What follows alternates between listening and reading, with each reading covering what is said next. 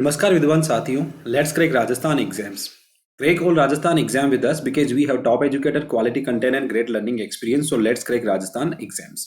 प्यारे विद्वान साथियों, मेरे बारे में एक छोटा सा परिचय. मेरा नाम मुकेश कुमार सैनी है. मैंने यूपीएससी मुख्य परीक्षा 2018 लिखी और पिछले 7 साल से मैं यूपीएससी और आरपीएससी के एग्जाम्स के लिए पढ़ा रहा हूँ. आप इस अनुभव का फायदा उठा सकते हैं. Crack RPSC with India's largest learning platform. Bharat के सबसे बड़े लर्निंग प्लेटफॉर्म के साथ जुड़कर आप आरपीएससी की एग्जाम को क्रैक कर सकते हैं. विद्वान साथियों, जैसे आप यहाँ प्लस सब्सक्रिप्शन लेते हैं तो तमाम लाइव और रिकॉर्डेड कोर्स प्राप्त कर सकते हैं जो भारत के बेहतरीन एजुकेटर्स ने तैयार किया है. देखिए, how to register for Unacademy बहुत आसान है आप लोगों के लिए.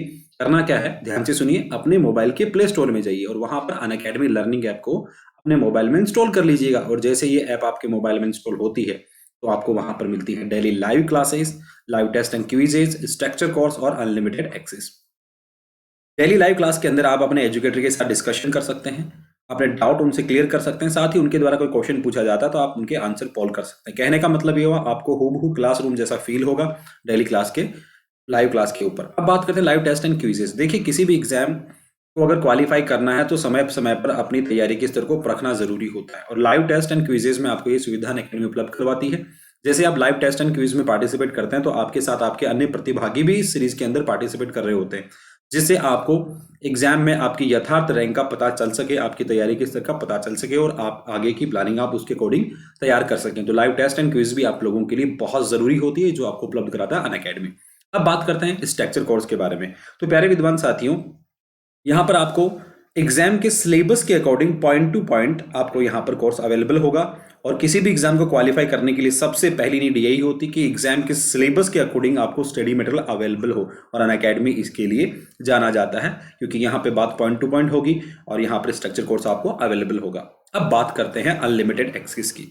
देखिए, आज के दौर में हर कोई कहीं पे भाग दौड़ में लगा ही रहता है, लेकिन उसके दरमियान हमारा लक्ष्य भी हमारे सामने रहता है कि हमें एग्जाम क्वालिफाई करना होता है. तो आप अनअकैडमी पे अगर एक बार सब्सक्रिप्शन लेते हैं तो अपने जितने भी कोर्सेज हैं, जितने भी वीडियो हैं, वो आप अपने मोबाइल, अपने लैपटॉप, अपने पीसी में जहां चाहे वहां एक्सेस कर सकते हैं. ये अनलिमिटेड एक्सेस के लिए बहुत विशेष चीज रहेगी. तो ये तमाम जो सुविधाएं हैं वो किसी एग्जाम को पास नहीं, टॉप करने के लिए काफी होती हैं. इसलिए आप लोग अनअकैडमी लर्निंग ऐप को अवश्य अपने मोबाइल में इंस्टॉल करें. साथ ही आरपीएससी सब्सक्रिप्शन के बारे में बात करते हैं. बहुत सारे प्लान है जिनमें दो प्लान मुख्य, एक प्लान 12 महीने का, दूसरा प्लान है 24 महीने का. इनमें से कोई भी प्लान लेने के लिए आप मेरे कोड का इस्तेमाल करें. मेरा कोड मुकेश है, जिसकी वजह से आपको 10% का डिस्काउंट प्राप्त होगा. तो प्यारे विद्वान साथियों, आप इस सत्र को एंजॉय कर सकते हैं. देखिए, आरएस परीक्षा ज्ञान के तहत मैं आज आपको बताने वाला हूं जो एक एडिटोरियल जो the Hindu, the Indian express, business line इनमें प्रकाशित हुआ है. और वो हमारे प्रशासन के अंदर, हमारे देश के अंदर जो शासन के विभिन्न अंग हैं उनके बीच में शक्तियों के विभाजन को लेकर है कि कैसे पावर का जो सेपरेशन है, शक्तियों का पृथक्करण कैसे है, उनके बारे में एक लेख छपा है. तो हम लोग इसे मिलकर पढ़ते हैं. आइए सबसे पहले संदर्भ देखते हैं, इसका रेफरेंस क्या है. तो देखिए प्यारे विद्वान साथियों, हाल ही में गुजरात के केवड़िया में, ध्यान से सुनना, गुजरात के केवड़िया में 80वां अखिल भारतीय पीठासीन अधिकारी सम्मेलन, मतलब ऑल इंडियन प्रीसाइडिंग ऑफिसर जो कॉन्फ्रेंस है उसका आयोजन किया गया था. याद रखना, अखिल भारतीय पीठासीन अधिकारी सम्मेलन का आयोजन हुआ. इस सम्मेलन में कार्यपालिका और न्यायपालिका के बीच सामंजस्यपूर्ण समन्वय विषय को लेकर एक बड़े पैमाने पर कई महत्वपूर्ण मुद्दों पर चर्चा हुई. ध्यान से सुनिए क्या हुआ इस सम्मेलन में. इस सम्मेलन के अंदर जो हमारी कार्यपालिका है और जो न्यायपालिका है, इनके बीच में आपस में सामंजस्यपूर्ण समन्वय है, इस विषय को लेकर बड़े पैमाने पर चर्चा हुई है. तो एक बहुत ही महत्वपूर्ण आर्टिकल ये आप लोगों के लिए होने वाला है. तो देखिए इस सम्मेलन में हुआ क्या है.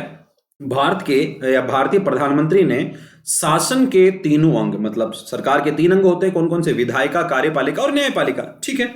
तो शासन के तीनों अंगों के संदर्भ में भारतीय संविधान में निहित नियंत्रण और संतुलन तथा शक्ति के पृथक्करण की व्यवस्था और इसके महत्व को रेखांकित किया है.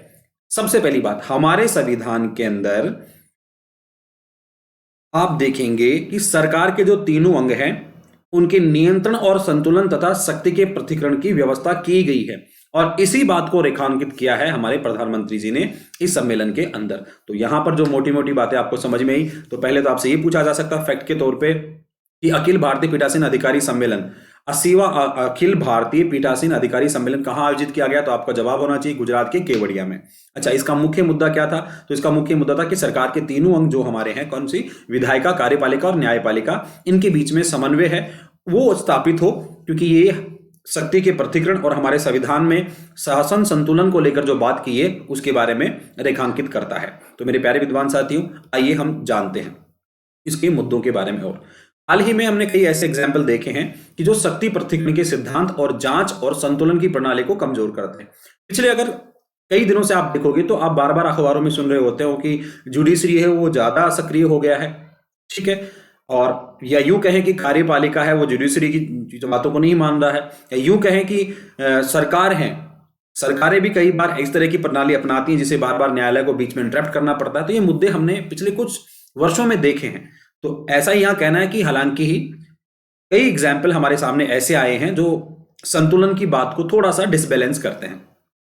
इन महत्वपूर्ण संस्थानों के प्रति सत्य निष्ठा में आई कमी। महत्वपूर्ण संस्थान कौन से? आपकी न्यायपालिका, कार्यपालिका और व्यवस्थापिका।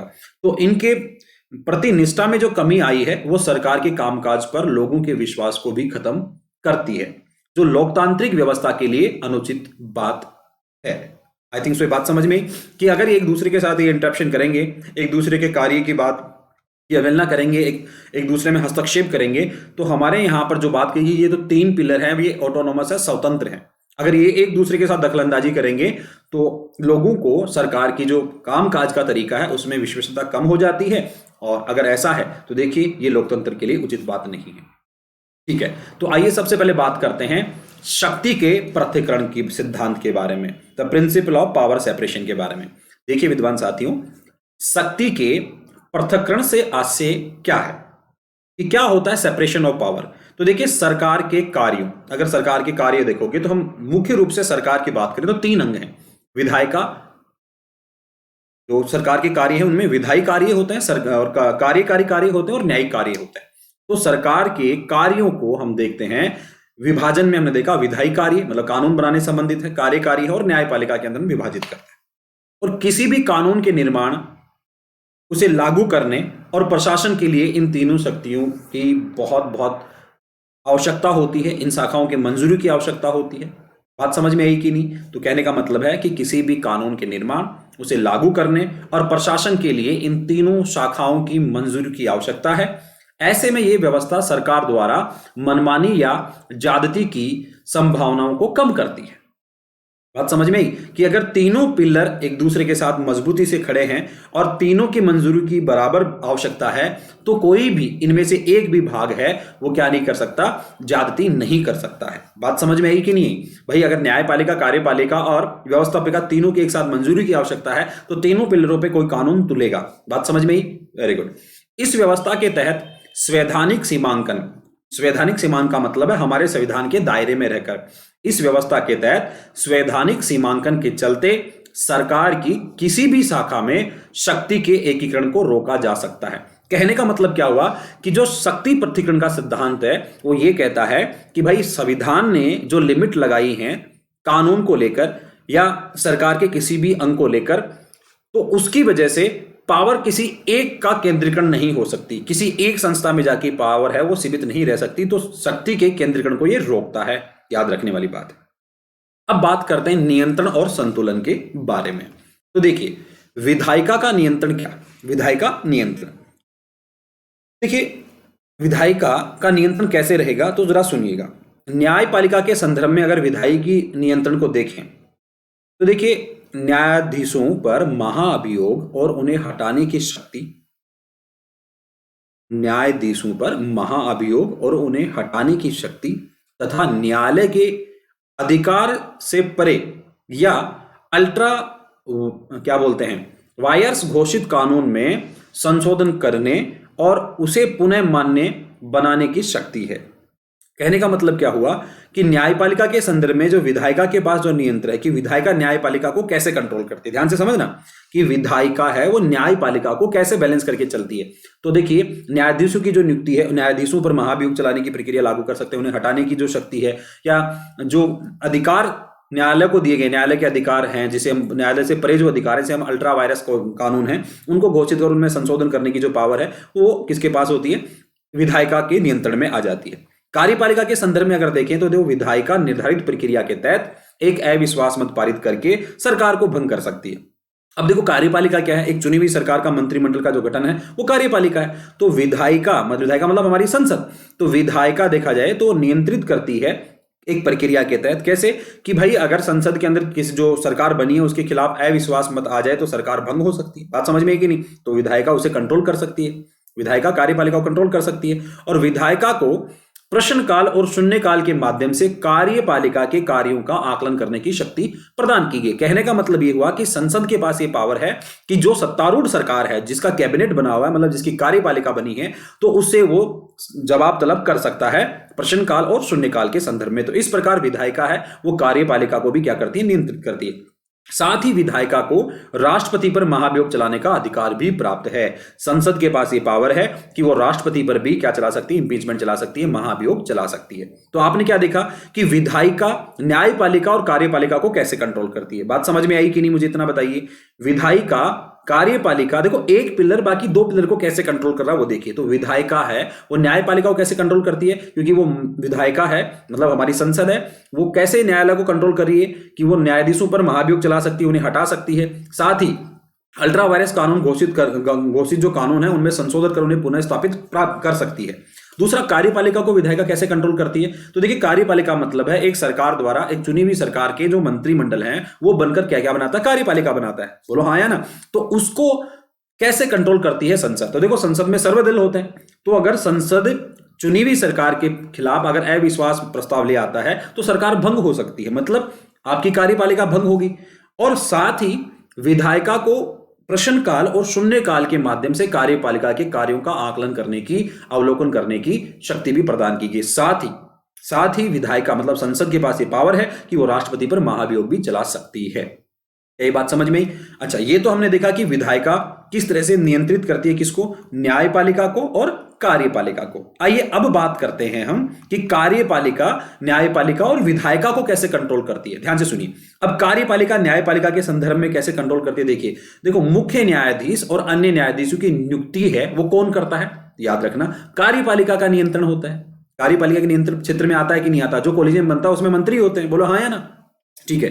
दूसरी बात, अब ये विधायिका के संदर्भ में, मतलब विधायिका संसद को कार्यपालिका कैसे प्रभावित करती है? तो देखिए, प्रत्यायोजित कानून के तहत प्राप्त शक्तियां संविधान के प्रावधानों के तहत संबंधित कानून के प्रभावी क्रियान्वयन हेतु आवश्यक नियम बनाने का अधिकार है। कहने का मतलब कि ये जो कार्यपालिका है, जो चुनी हुई सरकार का कैबिनेट है, उसके पास पावर है कि वो कानून बनाएगा। देखिए, संसद के अंदर तो सभी दल बैठे हैं, लेकिन कानून बनाने का अधिकार किसके पास है? जो सत्तारूढ़ जो सरकार है, जो कैबिनेट जिसका बना है, जिसकी कार्यपालिका बनी, उसके पास पावर होता है। बोलो हाँ या ना? इस प्रकार ये विधायिका को कंट्रोल करता है। अब बात करते हैं कि न्यायपालिका। तो न्यायपालिका है, अब वो बाकी दो पिलर को, मतलब कार्यपालिका और विधायिका को कैसे नियंत्रित करती है। तो देखिए, सबसे पहले बात करते हैं कि न्यायपालिका है वो कार्यपालिका को कैसे नियंत्रित करती है। तो ध्यान से सुनिए, न्यायिक समीक्षा, ध्यान से सुनना, न्यायिक समीक्षा अर्थात कार्यपालिका के कार्यों की समीक्षा करने की शक्ति। इसका उद्देश्य यह सुनिश्चित करना है कि कार्यपालिका की कार्रवाई के दौरान संवैधानिक प्रावधानों का उल्लंघन नहीं हुआ। कहने का मतलब यह है कि कार्यपालिका अगर कोई कार्य करती है तो वो कार्य संविधान के दायरे में है कि नहीं, इसकी न्यायिक समीक्षा करने की पावर है वो किसके पास है? न्यायालय के पास है। तो ये कार्यपालिका को इस प्रकार से कंट्रोल करता है। दूसरी बात यहां समझने की कि कोई कानून अगर संविधान के दायरे से बाहर है तो जो न्यायालय है वो उसे क्या कर सकता है? अवैधानिक घोषित कर सकता है और उस सीमा तक शून्य कर सकता है जिस सीमा तक वो संविधान का उल्लंघन करता हो। क्या ये बात आपको पता है? तो इस तरह से न्यायपालिका कार्यपालिका को कंट्रोल करती है। अब बात करते हैं विधायिका के संदर्भ में। तो न्यायपालिका विधायिका को कैसे कंट्रोल करती है, किन रेफरेंस में करती है? तो देखिए, एक बड़ा फेमस केस आता है, आपको अगर याद हो तो, केशवानंद भारती का जो मामला है 1973 का, उसमें उच्चतम न्यायालय द्वारा संविधान की आधारभूत संरचना, ध्यान से सुनिए, संविधान की आधारभूत संरचना और बेसिक स्ट्रक्चर ऑफ कॉन्स्टिट्यूशन के तहत संविधान में संशोधन के अधिकार को सीमित किया गया था। देखिए, 1973 के केशवानंद भारती बनाम केरल राज्य का जो फैसला आया था उसमें यह लिमिटेड कर दिया गया था कि भाई संसद है वो संविधान में सब कुछ संशोधन नहीं कर सकती, वो एक हद में रहकर संशोधन कर सकती है। मतलब अगर संशोधन करना है तो बेसिक स्ट्रक्चर के साथ, मूल ढांचे के साथ किसी तरह की छेड़छाड़ नहीं होगी। ऐसा किसने कहा? न्यायपालिका ने कहा। ऐसा नहीं कि संसद के पास पावर है कि वो सब कुछ संशोधन कर दे, लेकिन संसद को यहां कैसे कंट्रोल किया गया? 1973 का जो केशवन भारती बनामा केरल राज्य वाला मामला था, उसमें कहा कि भाई ठीक है, संसद के पास ये पावर है कि वो संशोधन कर सकती है, लेकिन इतना भी नहीं कि वो बेसिक स्ट्रक्चर के साथ छेड़छाड़ करे। बात समझ में आई कि नहीं? तो इस तरह से न्यायपालिका है वो कार्यपालिका और विधायिका को नियंत्रित करती है। अब बात करते हैं नियंत्रण और संतुलन, जो कमजोर प्रणाली है उसको समझने की कोशिश करते हैं। देखिए विद्वान साथियों, सबसे पहली बात कमजोर विपक्ष। तो देखिए, एक लोकतांत्रिक व्यवस्था नियंत्रण और संतुलन के सिद्धांत पर कार्य करती है। कि कोई भी डेमोक्रेसी है उसके अंदर आप देखोगे कि नियंत्रण और उसका बैलेंस होना बहुत ज्यादा जरूरी है। यह नियंत्रण और संतुलन व्यवस्था ही है जो एक लोकतांत्रिक व्यवस्था को बहुसंख्यवादी व्यवस्था में बदलने से बचाती है। Very very important, very very important, कि लोकतांत्रिक व्यवस्था को बहुसंख्यवादी व्यवस्था में बदलने से बचाती है। ऐसा नहीं है कि भाई जिन लोगों का बहुमत है उन्हीं की बात सुनी जाएगी, ऐसा नहीं है। लोकतंत्र का मतलब यह होता है कि देश के किसी भी कोने में बैठे हुए आखिरी व्यक्ति तक की बात सुनी जानी चाहिए। बात समझ में आई कि नहीं? हाँ जी।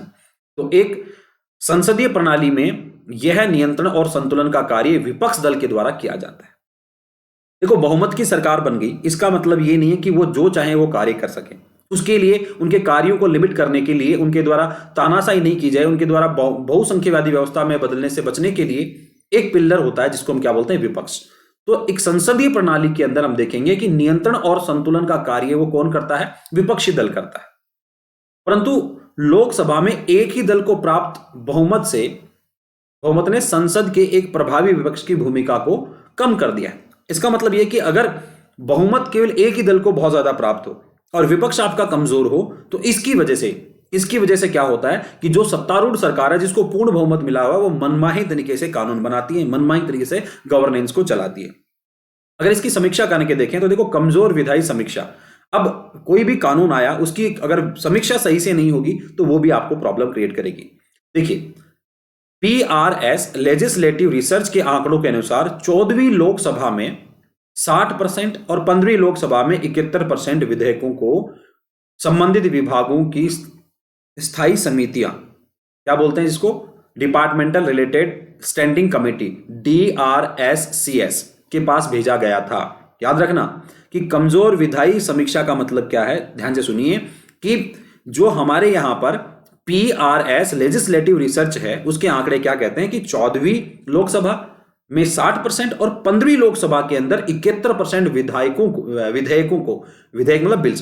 को संबंधित विभागों की स्थायी समिति के पास भेजा गया था। ये बहुत बड़ी बात है। हालांकि 16वीं विधानसभा में DRSC को भेजे गए विधेयकों का अनुपात घटकर 27% ही रह गया है। तो DRSCS को भेजे गए विधेयकों के अलावा सदन की चयन समिति या संयुक्त समिति को भेजा गए विधायकों की संख्या बहुत कम ही रह गई है। मतलब अगर कमजोर विधायी समीक्षा रहेगी, अगर किसी कानून पर बहस नहीं हो पाएगी, तो वो कानून आपका कमजोरी बन के निकलेगा। अब देखिए, न्यायपालिका का हस्तक्षेप, इसको हम समझने की कोशिश करते हैं।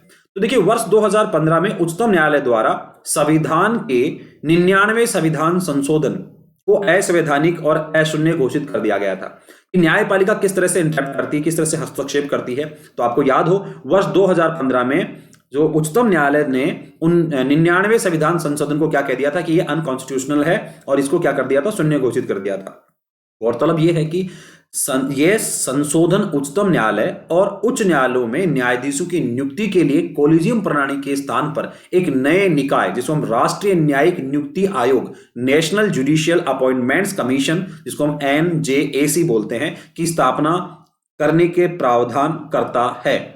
कि जो 99वां संविधान संशोधन आया था उसमें यह कहा गया कि जो भाई कोर्ट के अंदर जो उच्चतम न्यायालय है और जो हमारा उच्च न्यायालय है, वहां के न्यायाधीशों की नियुक्ति के लिए जो प्रणाली चल रही थी कोलिजियम, उसके स्थान पर राष्ट्रीय न्यायिक नियुक्ति आयोग बनाने की सिफारिश के लिए यह संविधान संशोधन हुआ था, जिसको कोर्ट ने क्या कर दिया था? असंवैधानिक घोषित कर दिया था। तो राष्ट्रीय न्यायिक नियुक्ति आयोग अनुचित राजनीतिकरण से हटकर एक चयन प्रक्रिया की स्वतंत्रता की गारंटी प्रदान करता है, जो नियुक्ति की गुणवत्ता में सुधार के साथ चयन प्रक्रिया की निष्पक्षता सुनिश्चित करने न्यायपालिका की संरचना में विविधता को बढ़ावा देने तथा चयन प्रणाली के प्रति जनता में विश्वास को मजबूत करने में सहायक हो सकता है। अब देखिए, इस तरह से तो क्या हुआ कि भाई कॉलेजियम के स्थान पर क्या लाने की कोशिश की, नेशनल जुडिशियल अपॉइंटमेंट कमीशन लाने की बात हुई।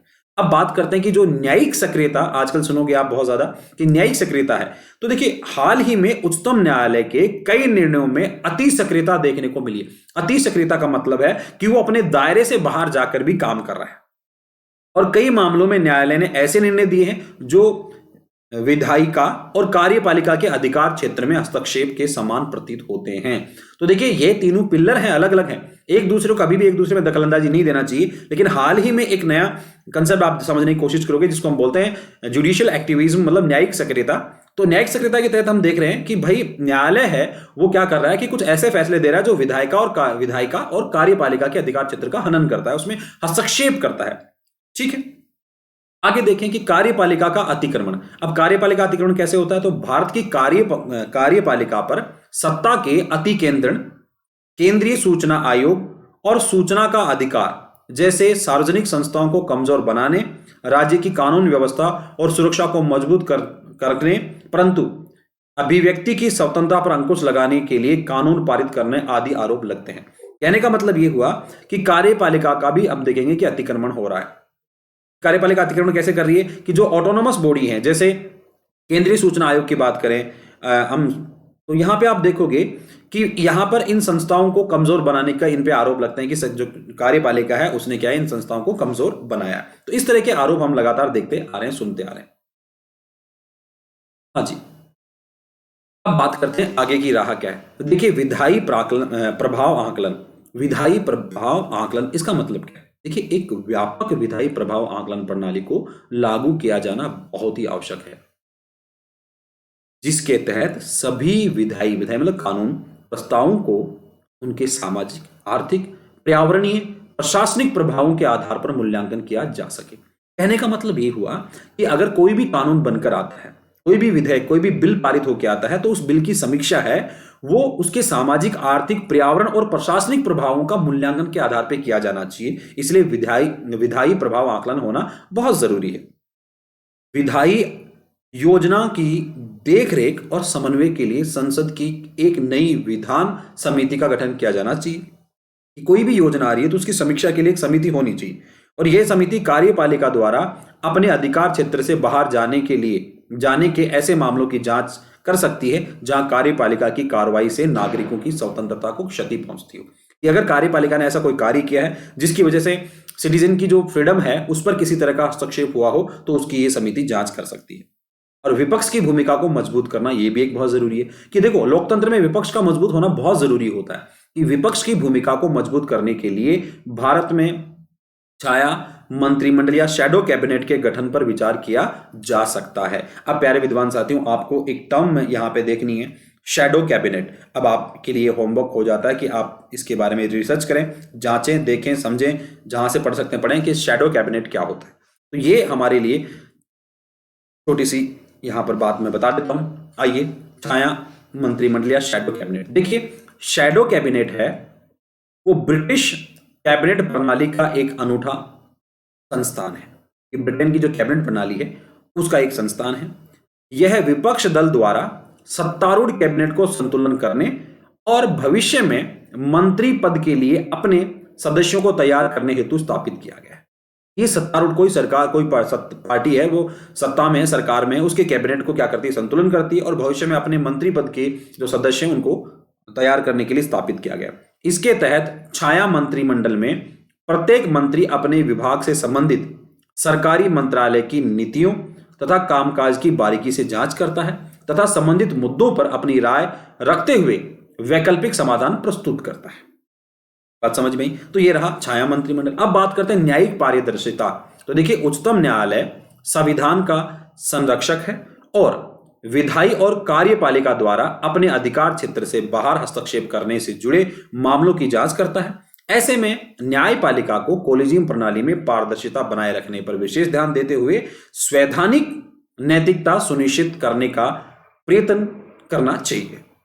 तो बात यह है कि जब तक एक बेहतर तंत्र विकसित नहीं किया जा सकता तब तक उच्चतम न्यायालय को कोलिजियम प्रणाली को और अधिक पारदर्शी और जवाबदेही बनाने के लिए आवश्यक कदम उठाना चाहिए, जिससे इसकी कार्य प्रणाली को अधिक लोकतांत्रिक बनाया जा सके। अब इसका कंक्लूजन क्या निकलता है, तो देखिए कंक्लूजन है कि शासन के एक अंग द्वारा दूसरे के कार्यों में बार बार हस्तक्षेप करने से उसकी अखंडता, गुणवत्ता, दक्षता पर लोगों का विश्वास कम होने लगता है। साथ ही इससे लोकतंत्र की भावनाओं का अवमूल्यन होता है, क्योंकि शासन के किसी एक अंग में शक्तियों का बहुत अधिक संचय नियंत्रण और संतुलन के सिद्धांत को कमजोर करता है। अब देखते हैं कि प्रश्न किस तरह का हमारे सामने उभर के आता है। तो प्रश्न बनता है कि शासन के एक अंग द्वारा दूसरे के कार्यों में बार बार हस्तक्षेप कर एक लोकतांत्रिक व्यवस्था की अखंडता, गुणवत्ता और दक्षता के प्रति लोगों के विश्वास को कमजोर करता है। इसकी पर चर्चा कीजिए, इसकी समीक्षा कीजिए। तो ये प्रश्न आपके यहां से बनकर निकलता है। मेरे प्यारे विद्वान साथियों, ये आर्टिकल आप लोगों के लिए महत्वपूर्ण रहा। साथ ही आप लोगों के लिए एक महत्वपूर्ण इन्फॉर्मेशन है कि जो विद्वान साथी अनअकैडमी पर आरएस फाउंडेशन कोर्स ज्वाइन करना चाहते हैं, तो 28 दिसंबर से एक कोर्स लॉन्च हो चुका है जो आरएस 2021 के लिए है, संकल्प के नाम से। तो आप इसे जरूर ज्वाइन करें। टीम के बेहतर सदस्य आप लोगों के साथ वहां जुड़ेंगे। तो धन्यवाद। इस आर्टिकल में आपने जो चीज़ें बड़ी अच्छे से समझने की मैंने कोशिश की है, समझाने की कोशिश की है। उम्मीद करता हूँ आप लोगों ने इसे एंजॉय किया होगा। Let's crack Rajasthan exams. Thanks a lot. अगर चैनल पे नए हो तो सब्सक्राइब कीजिएगा, बेल आइकन को प्रेस कर दीजिएगा, और अनअकैडमी पर किसी तरह का सब्सक्रिप्शन लेने के लिए मेरे कोड का इस्तेमाल कीजिए। मेरा कोड मुकेश है, जिसकी वजह से आपको 10% डिस्काउंट प्राप्त हो सके। थैंक यू, थैंक्स अलॉट, धन्यवाद। स्वस्थ रहें, सुरक्षित रहें, मुस्कुराते रहें। Let's crack Rajasthan exams. Thank you.